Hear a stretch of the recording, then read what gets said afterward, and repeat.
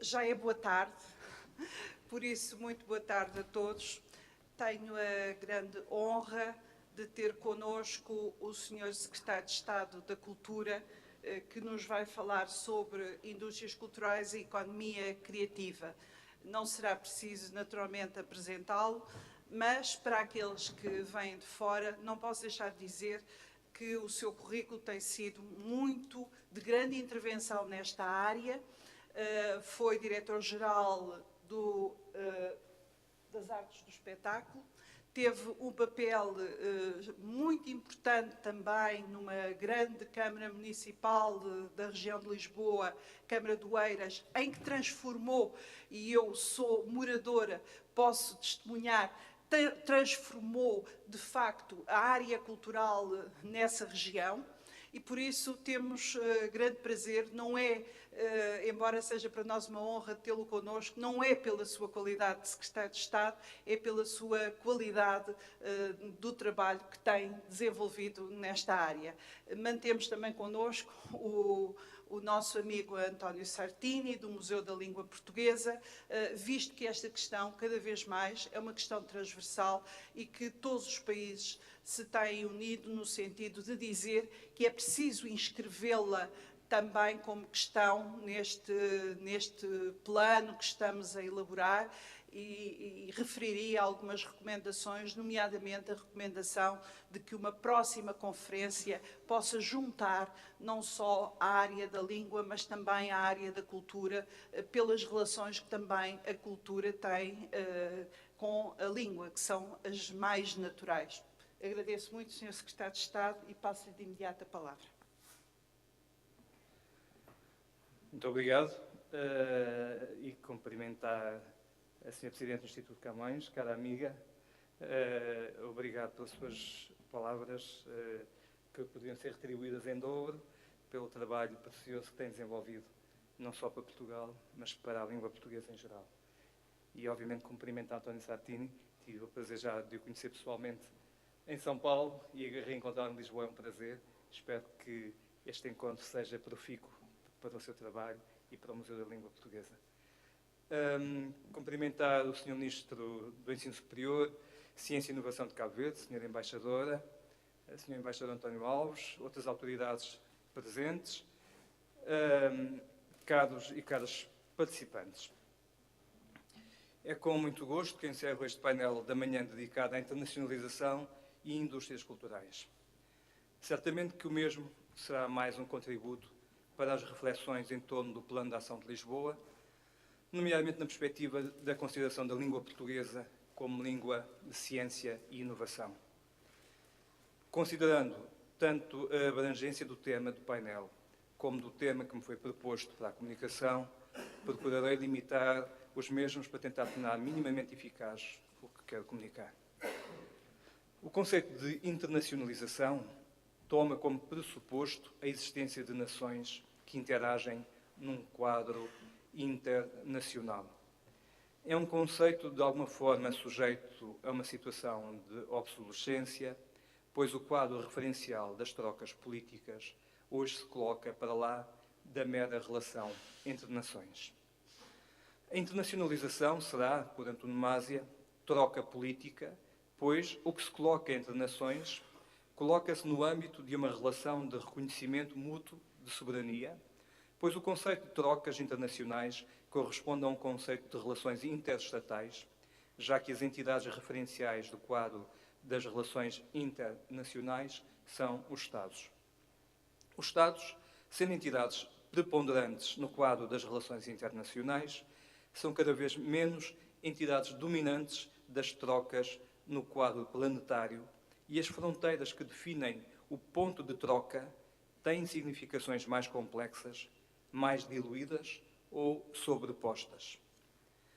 As fronteiras estatais, as físicas, as jurídicas, as económicas, as sociais, as culturais, as científicas, as industriais, as comerciais, as políticas, tornaram-se parte de um universo relacional mais vasto, no qual as entidades infraestatais, de que os municípios e as regiões são exemplos, ou as entidades supraestatais, de que organizações com diferentes graus de integração, como a União Europeia, a Organização dos Estados Ibero-Americanos ou a CPLP, são exemplos. Noutro plano, cidadãos tomados individualmente e grupos organizados ou informais de cidadãos, seja através de empresas ou de organizações do terceiro setor ou da sociedade civil em geral, encontraram munidos de dispositivos de troca suportados digitalmente, mecanismos relacionais que se colocam para lá das trocas perceptíveis ou controláveis no quadro dos tradicionais conceitos de tempo e de espaço.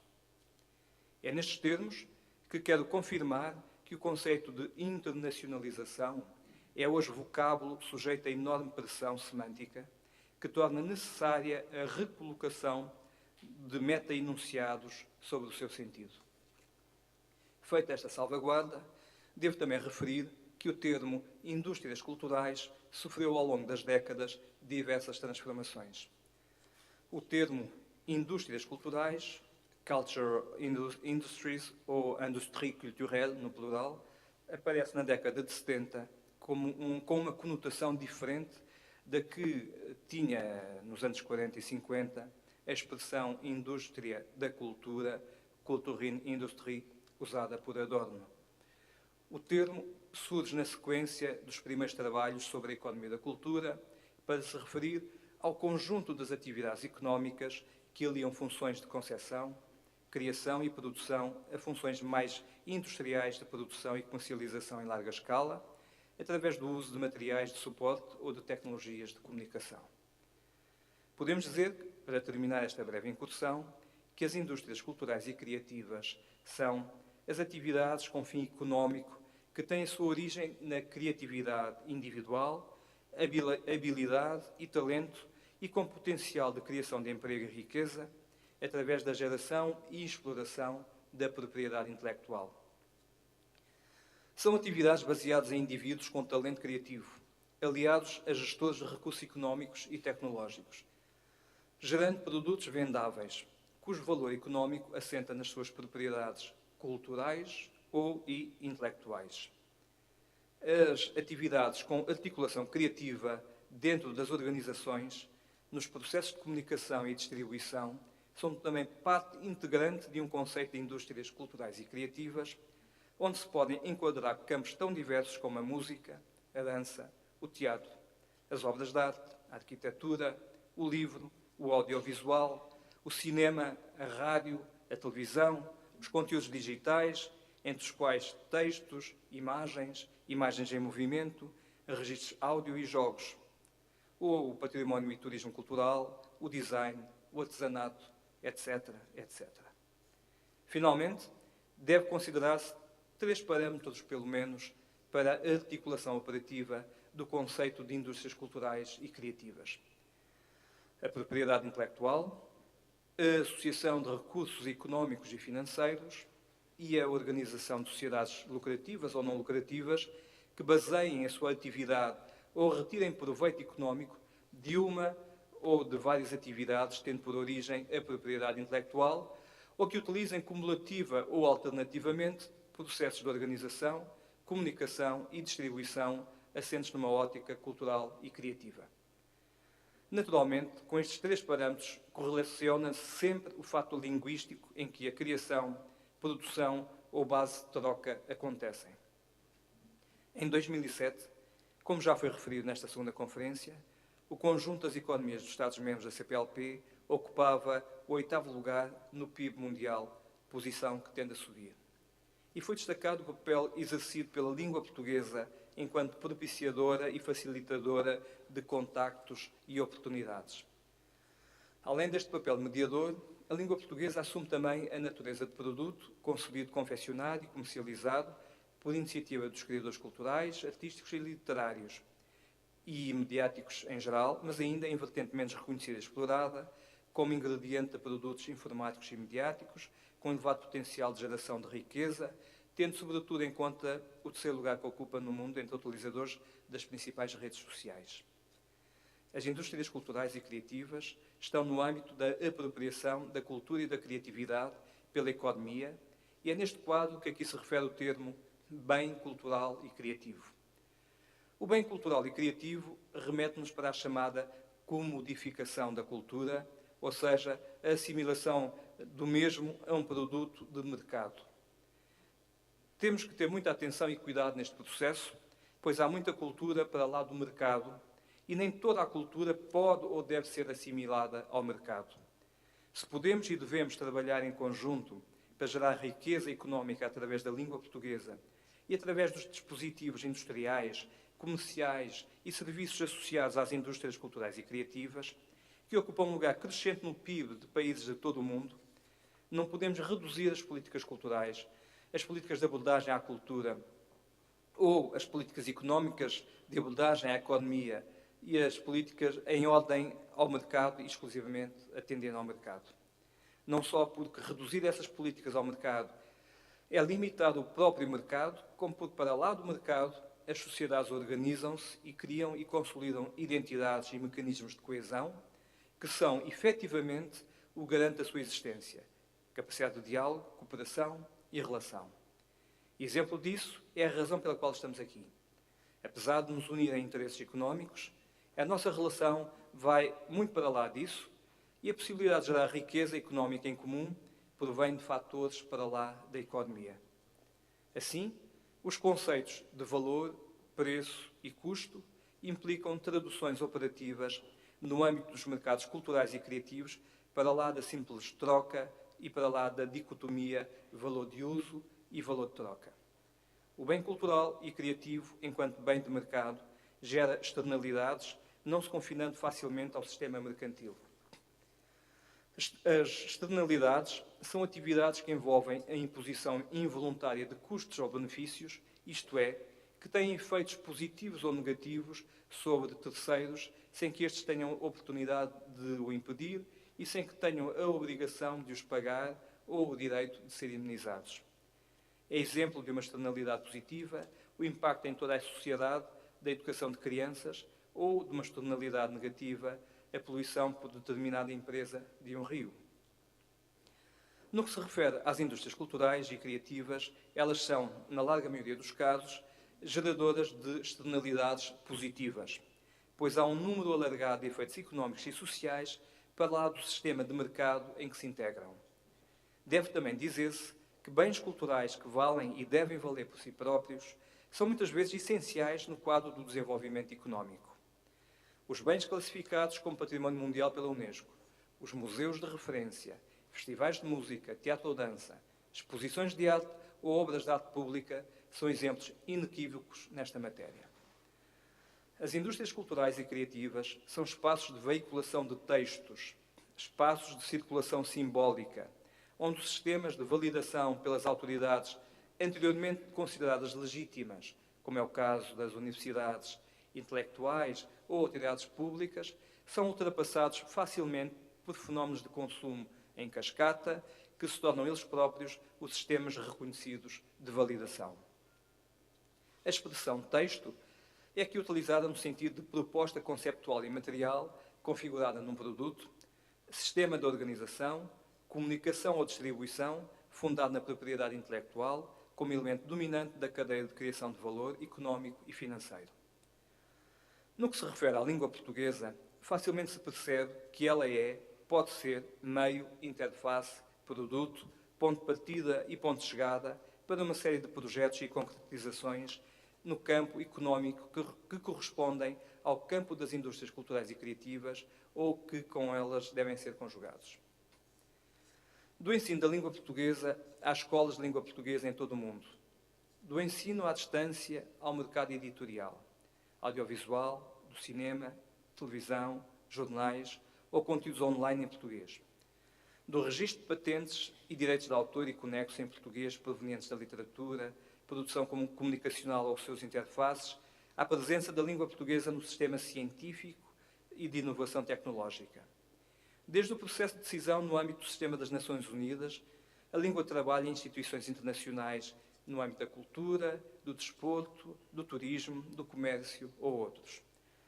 De língua, de jogos online e entretenimento em geral, a língua no âmbito da rotulagem dos mais diversas indústrias, São muitos exemplos que nós podemos ter de como, na cadeia económica e desenvolvimento, a língua é absolutamente decisiva.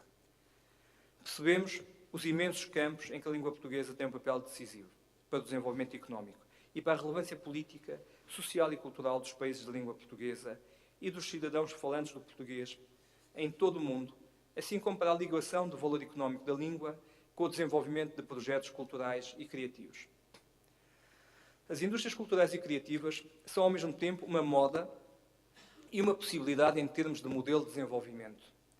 Uma moda, pois os apelos de Richard Florida para a validação de uma classe criativa ou de Chaz Laundry para o desenho da cidade criativa, entre muitos outros, têm promovido em vários pontos do mundo um discurso mais ou menos sofisticado sobre o interesse, a prioridade e o valor das indústrias culturais e criativas.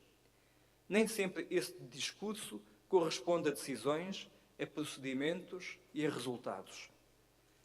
O estado de concretização de modelos de criação, instalação, desenvolvimento de indústrias culturais e criativas, tanto em termos de modelos organizacionais como de modelos económicos e enquadramentos jurídicos, estão em momentos muito diferentes nos diversos países que partilham a língua portuguesa.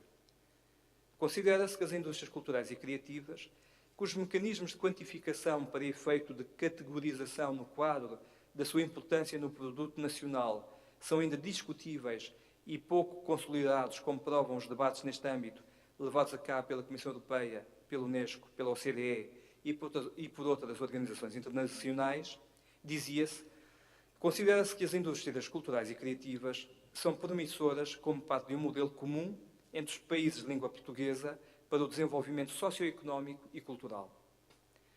O desenvolvimento de redes de colaboração entre nós, ligando a língua portuguesa, incentivos económicos e financeiros, possibilidades de economia de escala, onde a harmonização terminológica é essencial, ligando artistas e outros criadores, empresários e organizações da sociedade civil, universidades e estruturas industriais e comerciais, são aspecto não desprezível do futuro próximo do estreitamento da nossa comunidade linguística, mas também da nossa comunidade cultural e económica.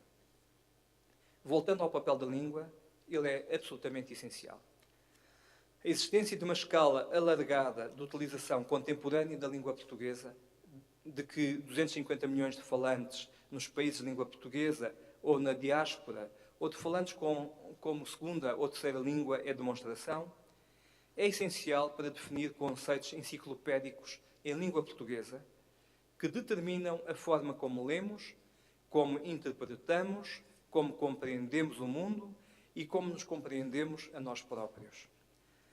Elaborar processos de presença da nossa língua, criando a nossa base de dados informativos e formativos, o nosso sistema de compreensão da história, da literatura, da cultura, da ciência, é uma tarefa crítica para não deixarmos que línguas como o inglês, o mandarim, entre outras, e os respectivos dispositivos económicos e políticos imponham nos sistemas de compreensão do mundo, de aprendizagem humanística e científica, nos processos de desenvolvimento económico e social, uma tal homogeneização que não consigamos ler o mundo por outros óculos que não sejam os da integração anglo-saxónica, da realidade ou outra similar.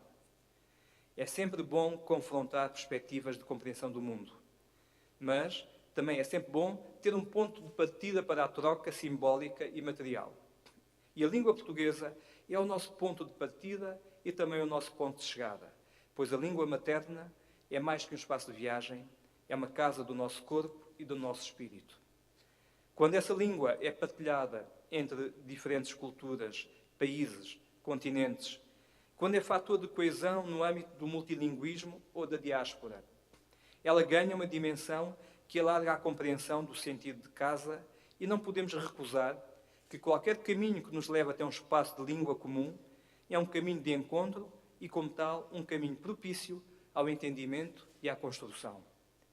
É por isso que saúdo os esforços do Plano de Ação de Lisboa e os seus protagonistas, nomeadamente no que se refere à matéria do empreendedorismo e inovação, tomando por referência as indústrias culturais e criativas e a importância da língua portuguesa neste quadro. A promoção da cultura dos países de língua portuguesa, através da cooperação cultural multilateral na área das indústrias culturais e criativas e eventos diversos em países terceiros, consiste num vetor de visão estratégica de cooperação da CPLP, sem nunca esquecer a importância da troca cultural por si própria e o seu valor. É por isso, e finalmente, que me associo aos objetivos de promover o valor económico da nossa língua, envolvendo a sociedade civil, as universidades, as estruturas empresariais e o mundo económico em geral no seu uso e difusão. Incentivar a criação e a consolidação de acervos digitais, no sentido de proteger a memória, preservação, o acesso, democratização a conteúdos de património cultural da língua portuguesa e também o desenvolvimento de repositórios. Incentivar e promover as artes e as indústrias culturais e criativas em língua portuguesa através de iniciativas conjuntas. Fomentar o estímulo à tradução e distribuição de autores da língua portuguesa. Fomentar a circulação de música, cinema, teatro, dança, artes visuais, entre outros modos de expressão artística relacionados com a língua portuguesa ou com a cultura dos países de língua portuguesa ou de expressões culturais em português. Mapear as indústrias em que a língua portuguesa desempenha papel crucial, de modo a informar a criação e dinamização de projetos de empreendedorismo que visem a promoção da língua e das culturas dos países de língua portuguesa. Incentivar o ensino da língua portuguesa através de plataformas digitais e todos os dispositivos, indústrias e comércio associado. Finalmente, promover a articulação entre centros culturais dos países de língua portuguesa no mundo, como elemento de projeção da nossa língua comum, mas também da pluralidade das nossas culturas. Desejo que os trabalhos da tarde sejam tão profícuos como os da manhã e que esta segunda conferência, somada à Conferência de Brasília, seja mais um passo na consolidação dos muitos pontos que nos ligam, sempre no respeito das diferenças que nos constituem como interlocutores e Estados independentes. Muito obrigado.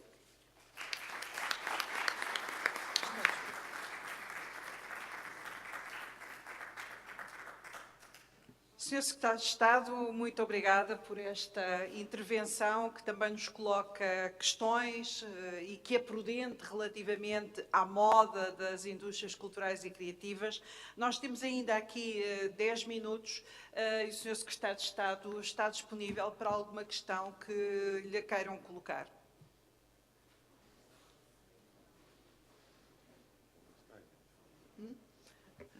O António Carlos vai já colocar a questão. Não, na realidade, não é uma questão. Eu gostaria já de fazer uma convocação, que eu tenho certeza que será aceita pelo nosso secretário de Estado da Cultura, no sentido, como bem falou a professora Ana Paula Laborim, que na próxima conferência nós tivéssemos a presença dos nossos secretários, das pessoas responsáveis pela cultura em todos os países da CPLP. Eu tenho, e vou pedir muitas desculpas, vou chamar o nosso secretário de você, porque no Brasil nós somos muito à vontade, nós já nos conhecemos, eu já sou aqui um admirador do trabalho que o secretário presta e já prestou a Portugal na área da cultura. Eu me sinto muito próximo ao secretário, porque sei que ele é um militante da área da cultura também.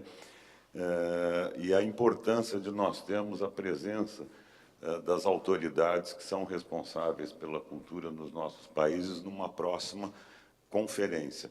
Não só no sentido de podermos pensar em programas e projetos que difundam a nossa cultura no mundo todo, mas que difundam a nossa cultura nos nossos países de língua portuguesa. Eu acho que para termos uma língua internacionalizada e uma língua forte também, é preciso que nós façamos a promoção da aproximação dos nossos jovens e das nossas culturas.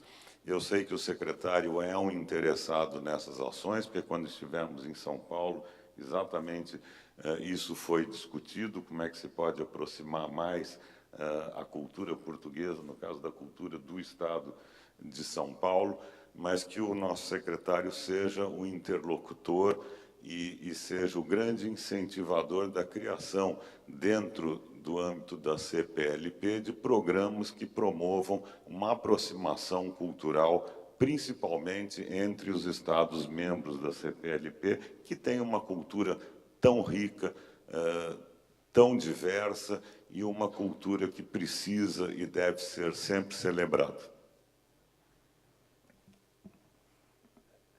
Eu vou aproveitar só para agradecer ao António Satini as suas palavras e dizer que acho muito bem, mas isso é uma decisão que obviamente dependerá no quadro de uma cimeira da CPLP e no contexto de uma próxima conferência perceber se sim ou não. Eu acho que sim, que é importante que os membros do Governo, com a tutela da cultura nos países de língua portuguesa, possam ter uma participação mais ativa no quadro da preparação, desenvolvimento e nos trabalhos das conferências que estamos a falar, pois obviamente a componente da política externa, a componente da educação são absolutamente essenciais, mas como às vezes as responsabilidades nas políticas de cultura estão também em função das respectivas competências partilhadas de forma diferenciada,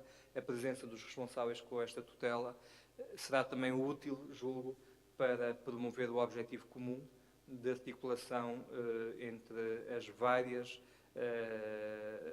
prioridades que queremos levar a bom porto. Por isso, do meu lado, terá certamente todo o empenho naquilo que for possível fazer. Não sei se há alguma questão. Eu tenho uma, ou pelo menos um comentário.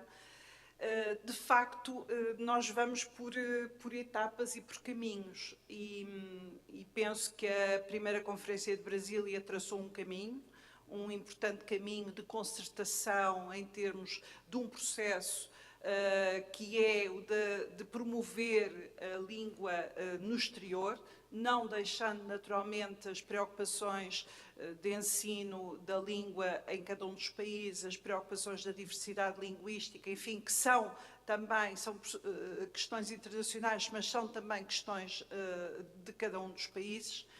E temos, neste percurso, começado a perceber que há outras questões que se cruzam, e nomeadamente esta questão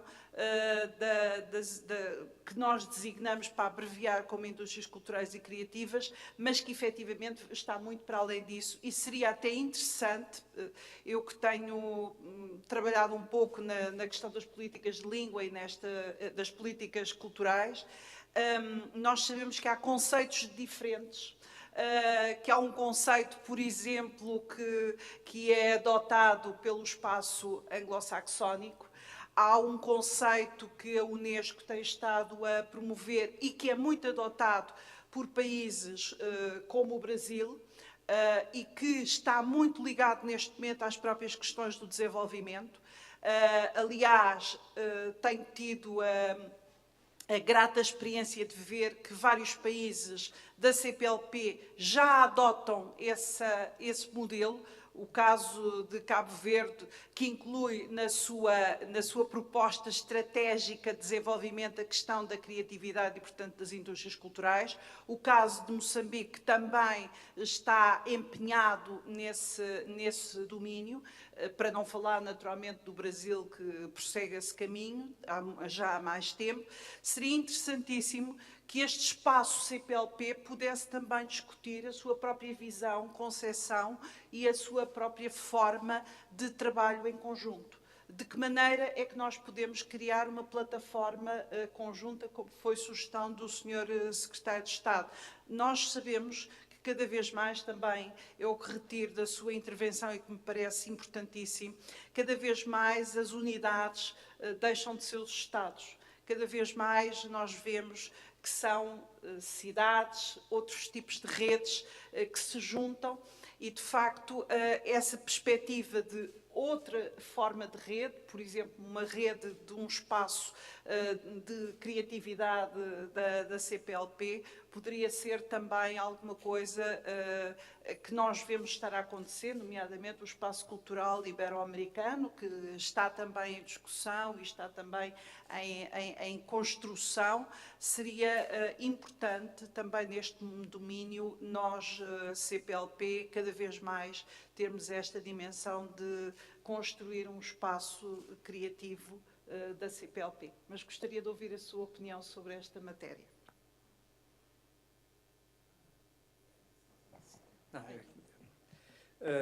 Muito obrigado.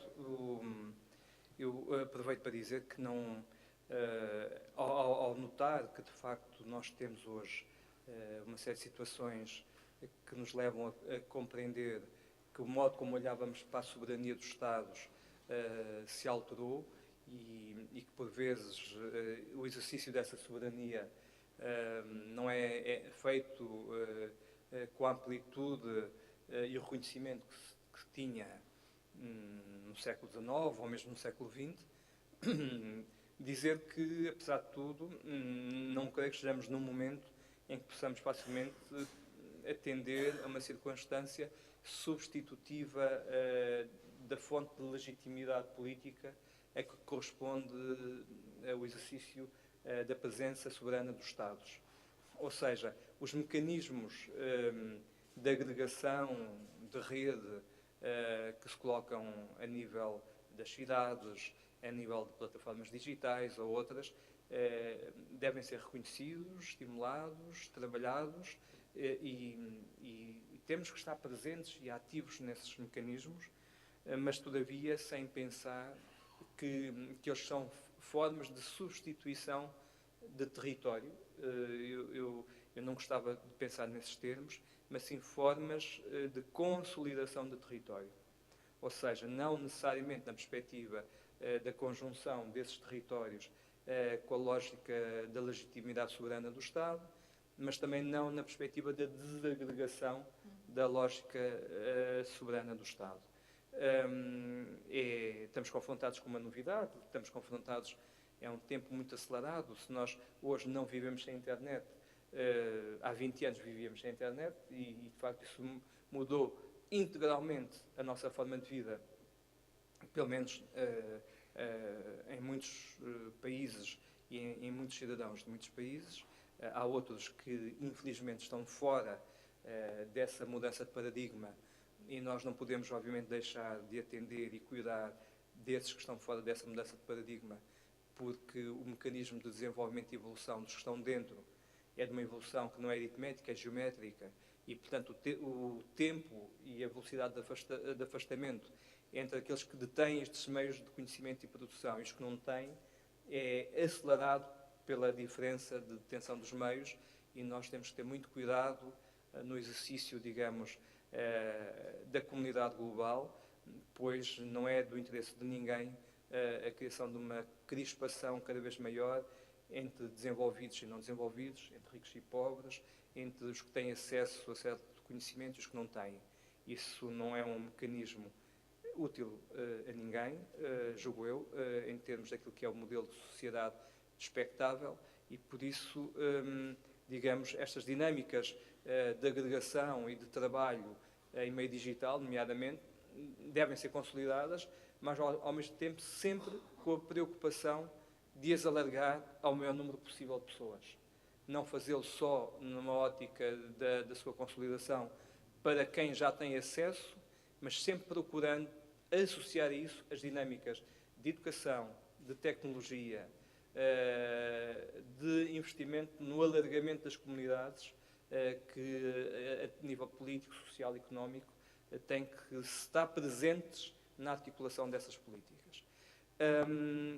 Eu queria aproveitar para cumprimentar para lá dos dois responsáveis que estão aqui na mesa e que são, como todos sabemos, importantes protagonistas na defesa, na salvaguarda, na promoção e no desenvolvimento da língua portuguesa, também os diretores da Biblioteca Nacional do Brasil e da Biblioteca Nacional de Portugal, que vejo aqui na sala, e que são também eles duas referências imprescindíveis do trabalho que tanto em suporte físico como em suporte digital e no desenvolvimento do trabalho da língua se tem feito para todos nós. penso que atingimos o nosso tempo, acho que ficam muitas questões, mas também recomendações que é importante levarmos ao Plano de Ação de Lisboa, e por isso agradeço a presença de todos. Não deixo de referir que esta mesa está a ser transmitida através da internet, por isso muitos mais do que aqueles que aqui estão a acompanhar. Queria dizer que ontem estavam a acompanhar estas transmissões cerca de 500 visitantes, o que, digamos, não é um mundo, mas já é significativo da importância de levarmos estas sessões a outros públicos. Muito obrigada mais uma vez, Sr. Secretário de Estado, pela sua presença e pela sua comunicação. Meu caro amigo António Sartini, muito obrigada por ter presidido esta longa sessão desde as 9 da manhã em torno destas questões da internacionalização. Muito obrigada a todos por estarem aqui e nos acompanharem.